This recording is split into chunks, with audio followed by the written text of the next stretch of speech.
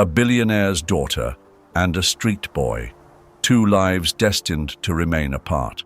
Their worlds were never meant to touch until one fateful choice changes everything.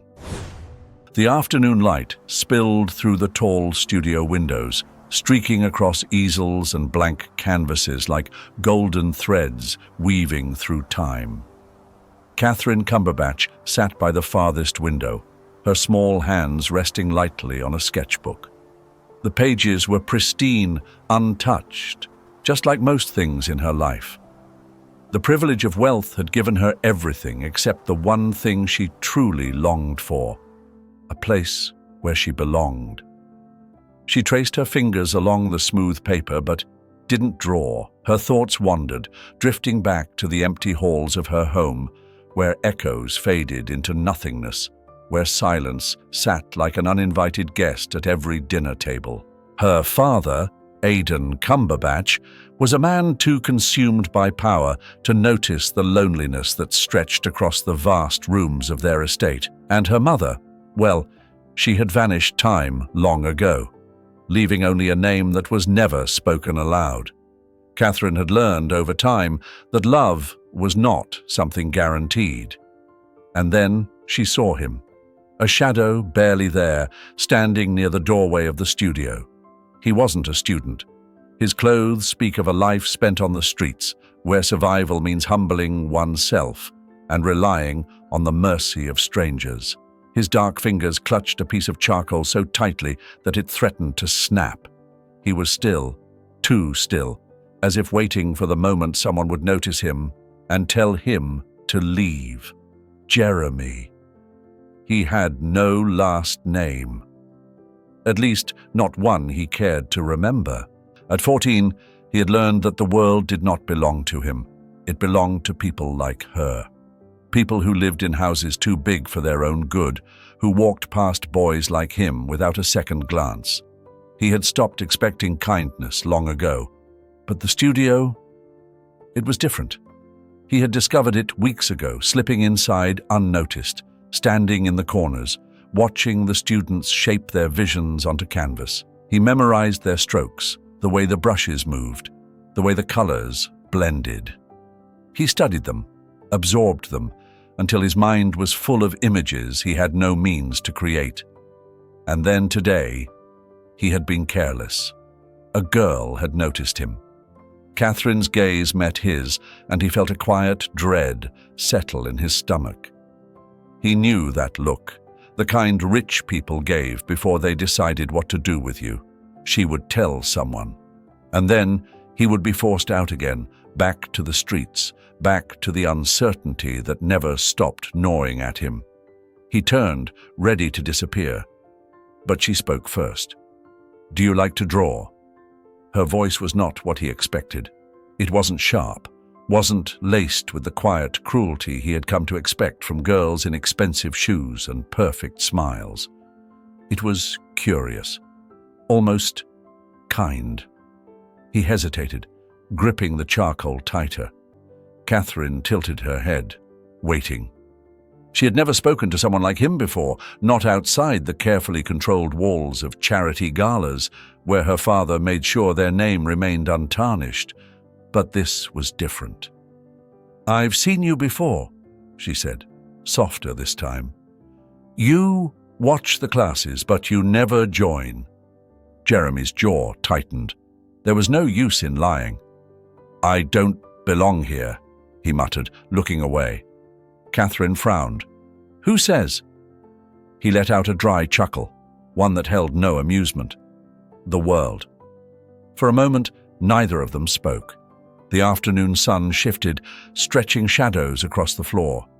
Catherine glanced at her untouched sketchbook. Then, with careful movements, she slid it across the table toward him, an unspoken offering. Jeremy stared at it, his throat tightening. He should walk away. He should ignore her. But his fingers, traitorous and aching, reached for the pencil before he could stop himself. The first time Catherine returned, Jeremy pretended not to notice. He sat on the farthest stool in the art studio, a battered pencil in his hand, his focus unwavering as he shaded the edge of a skyline. The tip of the lead was dull, worn down from overuse, but he pressed on, layering shadows into the buildings that rose from his imagination. It was easier to lose himself in the strokes than to acknowledge the girl who had lingered near the entrance, watching him. She came again, and again. At first, she said nothing. She would arrive just before the session started, slip into a chair not far from him, and open her sketchbook.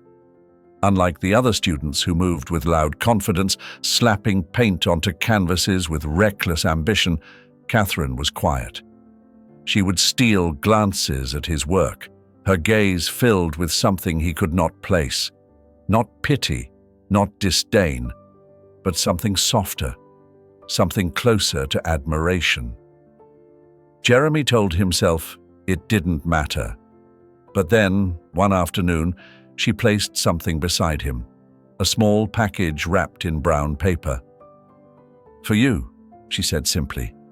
He eyed it warily. "I don't take handouts." "It's not a handout," she replied, her voice even. "It's something you need." He hesitated before unwrapping it. Inside, he found a set of pencils, neatly arranged, the kind real artists used. The weight of them in his hands was unfamiliar, expensive. His first instinct was to push them away, to tell her to keep them. But as he ran his fingers over the smooth wood, over the sharp graphite tips that promised a depth of detail he could never achieve with his old, broken stubs, he faltered. "Why?" he asked. Catherine shrugged, as if the answer were obvious. "Because you draw better than anyone here." It was the first compliment he could remember receiving in years. Days turned into weeks. Catherine made it a habit to bring him things, sketchbooks, erasers, small tins of charcoal. Not all at once, never too much. Just enough that he could use, enough that he didn't have to ration every scrap of paper, every inch of graphite. She brought food, too, slipping him a sandwich wrapped in wax paper when she thought no one was looking. He would shake his head, but she never wavered. "Just take it," she'd say. "I don't like eating alone." Jeremy never said thank you, not because he wasn't grateful, but because gratitude felt too much like a debt. But something in him softened. Catherine, he realized, was different. She did not ask where he slept at night. She did not press him for details about his life. Nor did she look at him the way others did, with quiet curiosity, with whispered judgment. Instead, she spoke about herself. "My mother left when I was 6, she told him one evening, her pencil gliding across the page. "I don't remember much about her, just little things, a perfume, a song she used to hum. My father never talks about her." Jeremy paused, his own pencil hovering over his sketch. "And your dad?" Catherine let out a short breath, her lips pressing together before she answered. "He's busy. Too busy. Always working. I think he's afraid that if he stops, he'll have to feel something." She hesitated. "I think I remind him too much of her." Jeremy studied her, noting the slight tension in her hands, the way her fingers gripped the pencil as if steadying herself. He had never considered that someone like her could feel lonely, that a girl with silk ribbons in her hair, with shoes that never had holes in them, could feel as lost as he did. "Must be nice, though," he said, keeping his voice even. "Living in a house like yours." Catherine let out a dry chuckle. "It's just walls, Jeremy. Walls don't keep you warm." The words sat between them, heavy and unspoken. He turned back to his drawing, his mind buzzing with something unfamiliar. They spent their afternoons in silence, sketching, but their silence was not empty. It was filled with the quiet scratch of pencils, with the occasional exchange of glances, with the soft weight of understanding. Catherine's drawings were precise, delicate. She sketched grand estates with soaring windows and endless corridors, but they always looked empty, devoid of life. Jeremy's sketches were different. His lines were bold, his strokes heavier. He drew cramped alleyways, narrow streets bustling with people, scenes alive with movement, with struggle, with resilience. One day, Catherine looked at his work and whispered, "It feels warm." Jeremy glanced at her page. "Yours feels cold." She smiled, but it did not quite reach her eyes. "That's because it is." And just like that, without needing to say more, they understood each other. Two lives, two worlds, two stories drawn in pencil and shadow. And for the first time, Jeremy wasn't sure which one of them was more lost. Aidan Cumberbatch had always prided his business empire, his wealth, his family name. Everything he touched was carefully curated, polished, and preserved, just as his father had taught him. But lately, something had shifted. It was subtle at first, the way his daughter, Catherine, returned home later than usual, the faint traces of charcoal dust clinging to her sleeves, the quiet but unmistakable flicker of defiance in her eyes. She had never been the rebellious type, never given him reason to enforce the rigid rules of their world. But now, there was something off. Aidan observed her from across the grand dining hall, his sharp blue eyes narrowing as she toyed with her fork, distracted, distant. The girl who had once sat so prim and proper at his table now seemed lost in thoughts she refused to share. He had made discreet inquiries. At first, it had seemed innocent.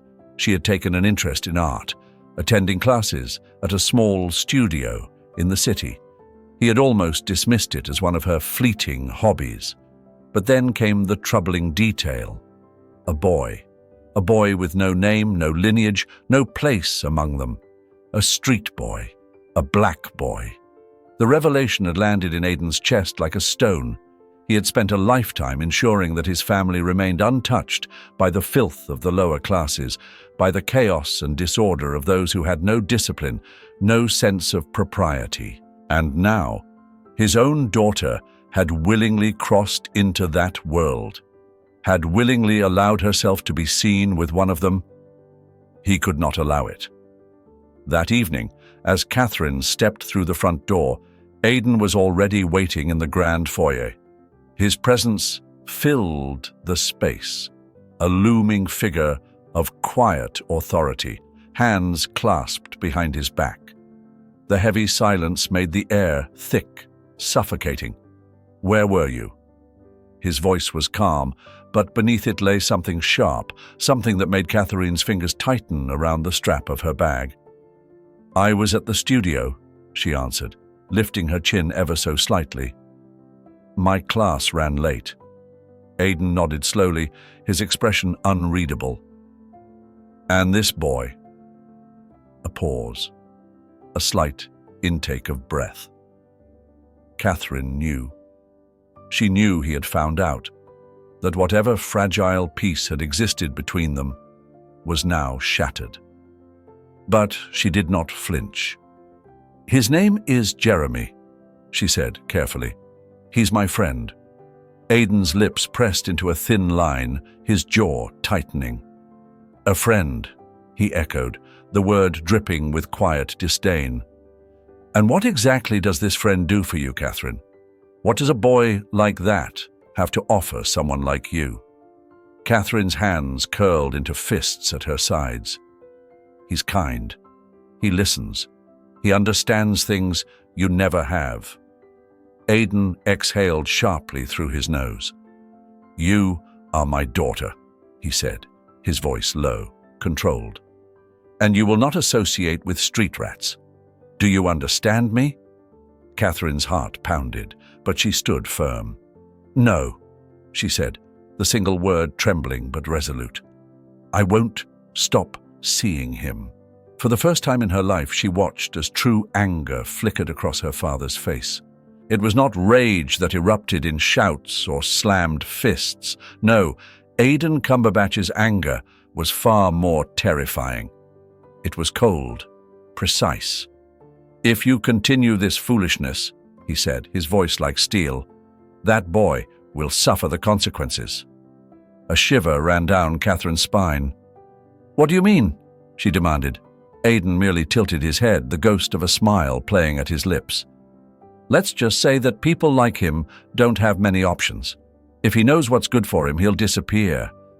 And if he doesn't, I'll make sure he does."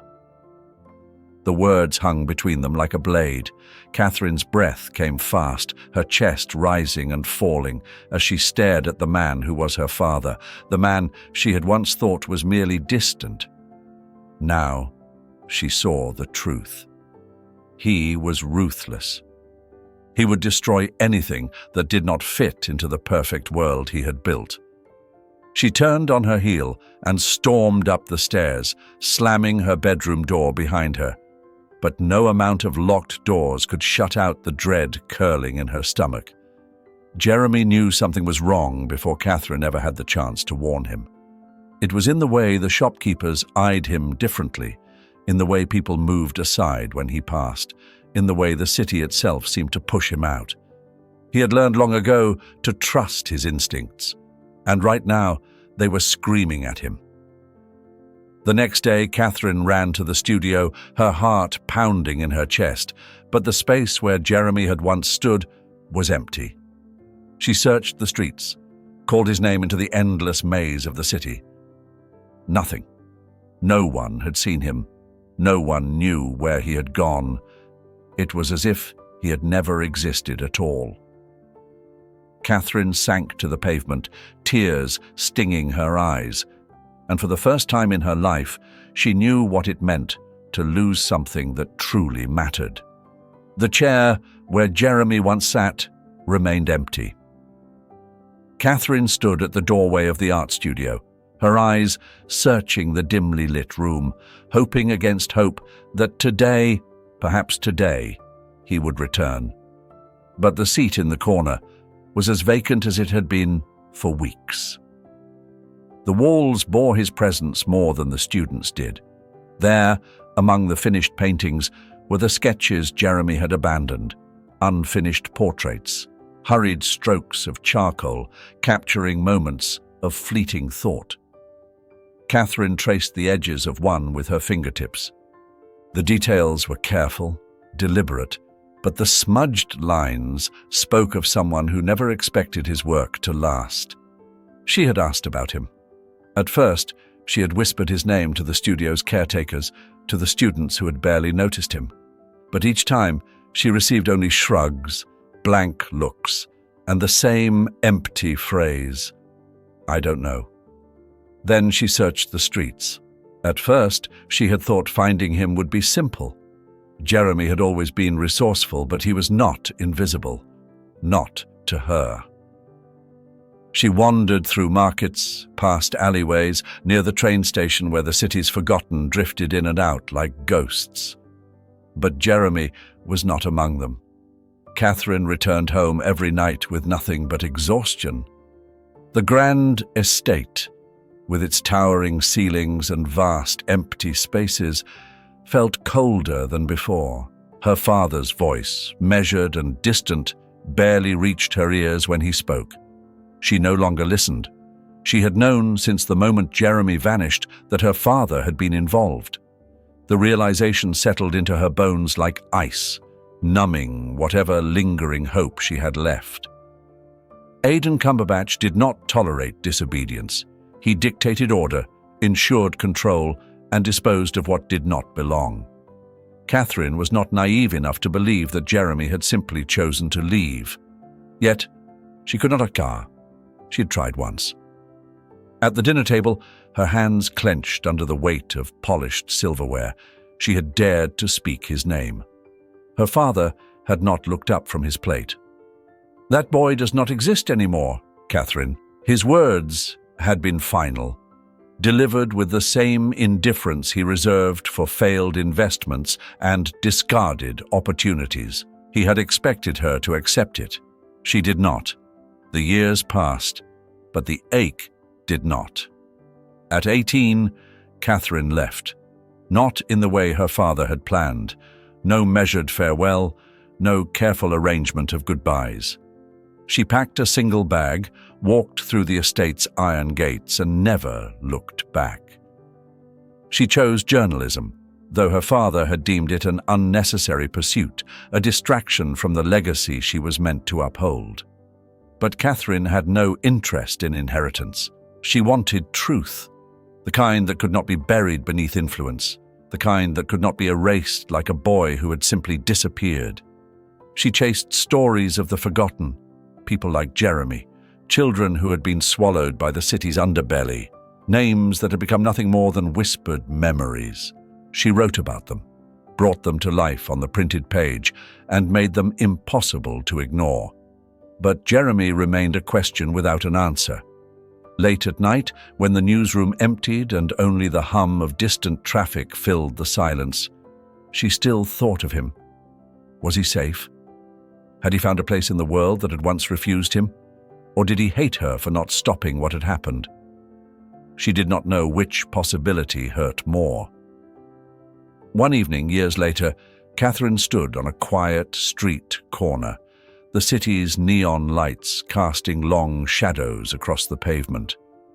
She had spent the day interviewing a shelter director about the growing number of displaced youth, a subject that had drawn her in over and over again.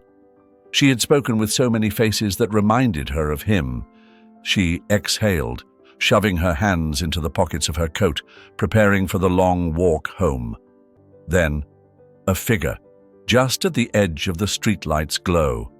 A man standing alone, the contours of his face obscured by distance, by time, by something she could not name. Her breath caught in her throat. It had been years, but something about the way he stood, the way he carried himself, the quiet, steady weight of his presence felt like something she had once known. The world around her faded into a dull hum. And for the first time in so many years, Catherine felt as if she were standing at the edge of an answer. The rain had come without warning. Street lights flickered, their glow distorted by the trembling puddles beneath them. Catherine Cumberbatch gripped the steering wheel a little tighter, her knuckles white against the leather. The wipers scraped methodically across the windshield, but the storm was merciless.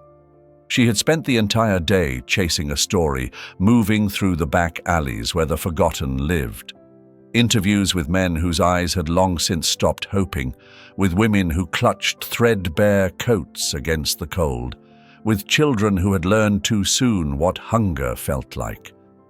Their words lingered in her mind, blending with the ghosts of her own past, with memories she had spent years trying to forget. She knew what people like her father thought of them, what he had always thought of them: weak, lazy, a burden on society. She could still hear his voice, cool and dismissive, from across the grand dining table of her childhood. Not everyone can be saved, Catherine, and some people aren't worth saving. Her grip tightened. The words had once silenced her. They no longer did. The tires skidded slightly as she turned onto the highway. The rain came harder now, hammering against the roof like 1,000 impatient fingers. She should have waited, should have taken a cab, or stayed in the newsroom until the storm passed. But the silence of her apartment felt unbearable tonight. She exhaled slowly, trying to focus. But her thoughts were too tangled. Had she done enough today? Had she asked the right questions? Had she even made a difference? And then, headlights, blinding, sudden, lunging at her from the side, a sickening crash, metal twisted, screamed, glass shattered, the world spun violently, a brutal blur of light and darkness, of motion and impact. Catherine barely registered the force that threw her forward, the sharp pain that erupted along her side. And then, just as quickly, Everything faded. The emergency room was chaos. It always was. Jeremy had learned to thrive in it. He moved through the ward with the precision of a man who had long since learned to keep his emotions in check. The world of medicine did not allow for hesitation, for the indulgence of old wounds. He had built a life here, in this space where logic overruled feeling, where he was measured by his skill, not by the circumstances of his birth. And then, without warning, the past crashed into him. He had barely glanced at the chart when the name stopped him cold. Catherine Cumberbatch. His breath stilled. The sound of the room dulled, as if someone had suddenly pulled him beneath water. Slowly, almost unwillingly, he lifted his gaze to the gurney being wheeled in. There she was. Her dark brown hair clung to her face, damp with rain and streaked with blood. Her skin was too pale, lips parted slightly, as if she had been about to speak, but never got the chance. The white fabric of her shirt was stained crimson. For a moment, Jeremy couldn't move. Catherine, the girl who had once handed him a sketchbook with quiet defiance, daring him to take something for himself for the first time in his life. The girl who had met him at the edges of a world that had tried to keep them apart. The girl he had been forced to leave behind. His fingers clenched around the clipboard. His body moved before his mind had caught up. Instinct overtaking shock. "Pulse is weak," one of the nurses said. "BP dropping." "We need to stabilize her," Jeremy ordered, his voice steady despite the storm inside him. "Now." The next few hours were a blur of movement, of sutures and IVs, of monitoring heart rates and stabilizing vitals. It was only after the chaos settled, after the machines beeped with something close to reassurance, that he allowed himself to stand still. She would live. And soon, she would wake up. And then what? He exhaled, rubbing a hand over his face. He should leave. Hand the case over to another doctor. Create as much distance as possible before she opened her eyes and shattered the fragile world he had built for himself. But he didn't move. Because despite everything, despite the years and the silence and the scars neither of them had spoken of, he needed to see her open her eyes. Catherine surfaced slowly. Pain was the first thing she registered, a dull, persistent ache along her side. Then came the antiseptic scent of the hospital, the faint beeping of monitors, the stiffness of the sheets beneath her. She blinked against the harsh fluorescent light. Her body felt heavy, unwilling. And then she heard it. "Catherine, can you hear me?" A voice, deep, familiar.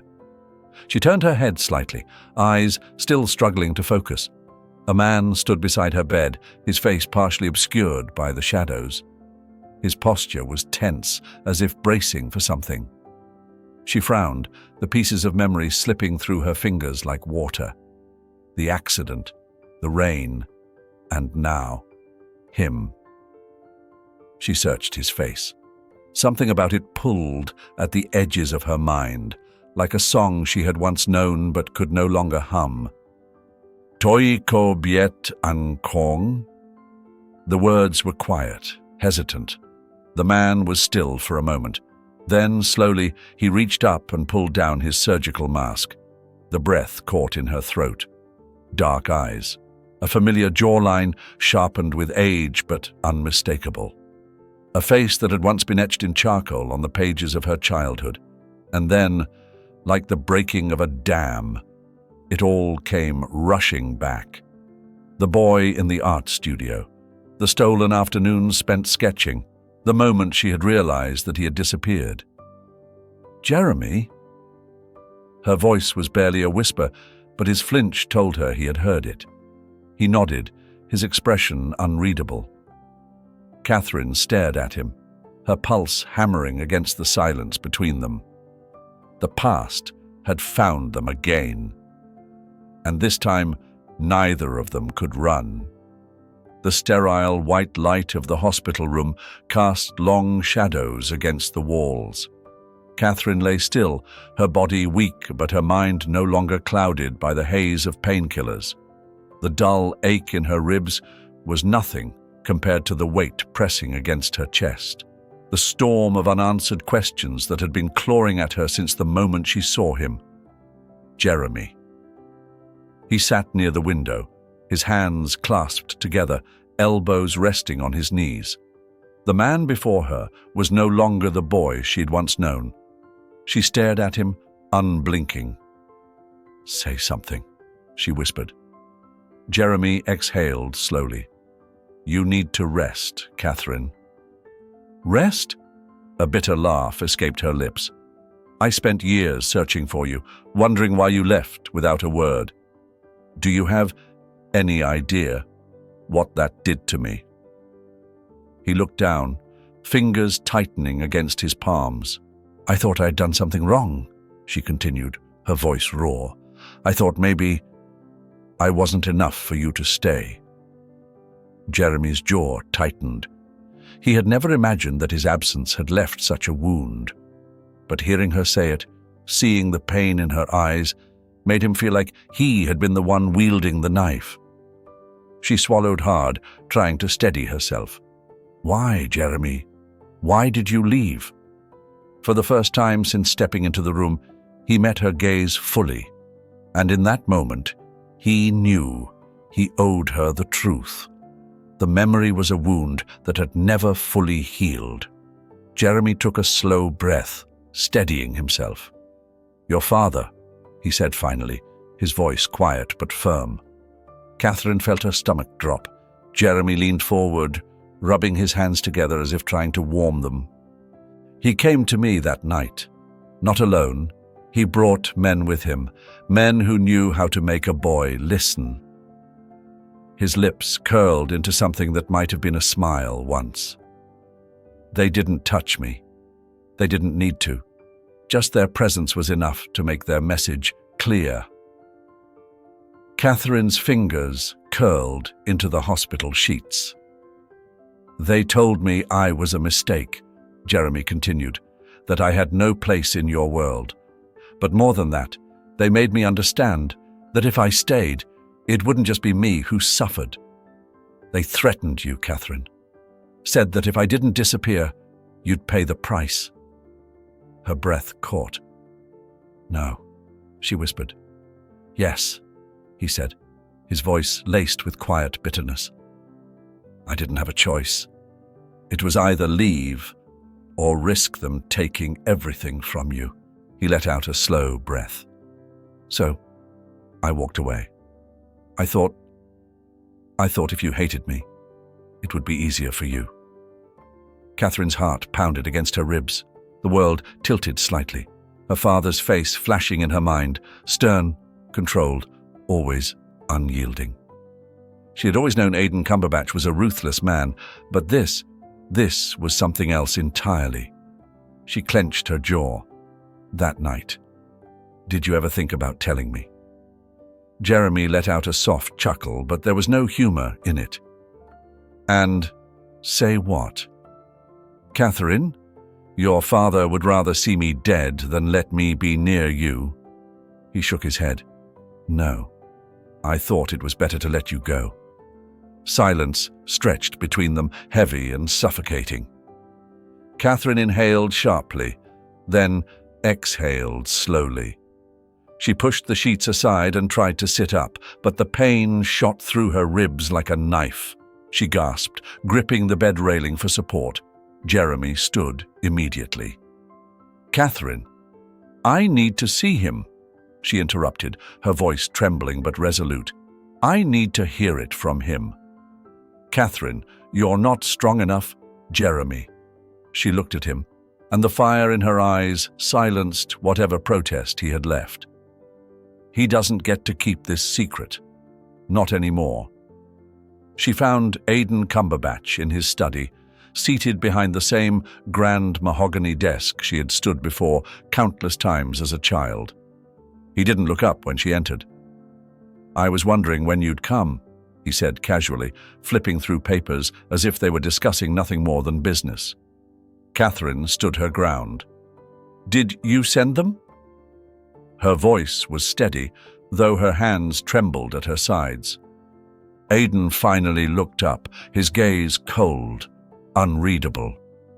"I did what was necessary." Her nails dug into her palms. "You threatened him. You forced him to leave." "I protected you," he corrected, leaning back in his chair. "That boy was never meant to be part of your life, Catherine. He was a mistake, a passing interest. You would have outgrown him eventually." She felt the breath leave her lungs. "You don't get to decide that." Aidan's gaze hardened. "This conversation is over." Catherine straightened her spine. "No, it's not." He frowned. She exhaled slowly, deliberately. "You don't control me anymore, Father. And you don't get to decide who I let into my life." His jaw clenched, but she didn't give him a chance to respond. She turned, walking away. And this time, she wasn't looking back. The hospital corridors stretched in quiet solemnity. Catherine walked through them with measured steps. This wasn't a visit born out of necessity or fate's cruel sense of humor. This time, she had chosen to be here. At the end of the hallway, she found him. Jeremy stood by the window, his back to her, his figure bathed in the faint glow of the city lights beyond the glass.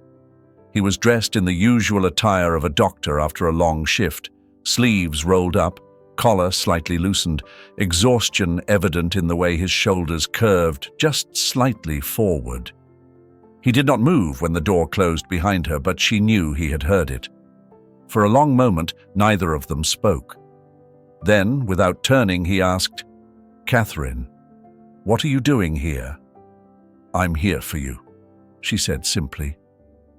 Jeremy let out a quiet breath, almost like a laugh, but there was no humor in it. "You say that like it's easy." She took a step closer. "It's not. But I'm here anyway."